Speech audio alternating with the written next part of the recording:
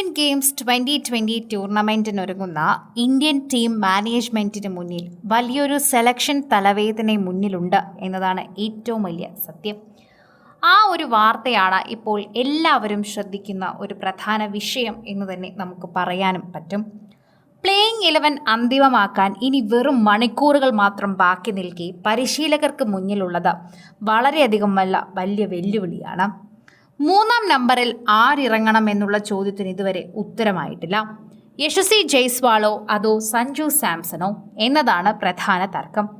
ജപ്പാനിലെ പിച്ചുകൾ മന്ദഗതിയിലുള്ളതിനാൽ power പ്ലേയിലെ ആക്രമണോത്സുകമായിട്ടുള്ള middle ഓർഡറിലെ സ്ഥിരതയും ഉറപ്പാക്കാൻ ടീം നിർബന്ധിതരാകുന്നു. നോക്കൌട്ട് മത്സരങ്ങൾ തുടങ്ങാനിരിക്കെ ടീമിന്റെ തന്ത്രപരമായ തീരുമാനത്തിനായി ആവേശത്തോടെ കാത്തിരിക്കുകയാണ് ആരാധകർ. ജപ്പാനിലെ പിച്ചുകളിൽ ആദ്യ ഓവറുകളിൽ പന്തിന് മികച്ച ടേണും കുറഞ്ഞ ബൗൺസും അനുഭവപ്പെടാറുണ്ട്. അതിനാൽ പവർ പ്ലേയിലെ വെടിക്കെട്ട് ബാറ്റിങ്ങിനൊപ്പം മിഡിൽ ഓർഡറിലെ തന്ത്രപരമായ മാറ്റങ്ങളും മാനേജ്മെന്റിന് ഒരുപോലെ പരിഗണിക്കേണ്ടതായി വരും.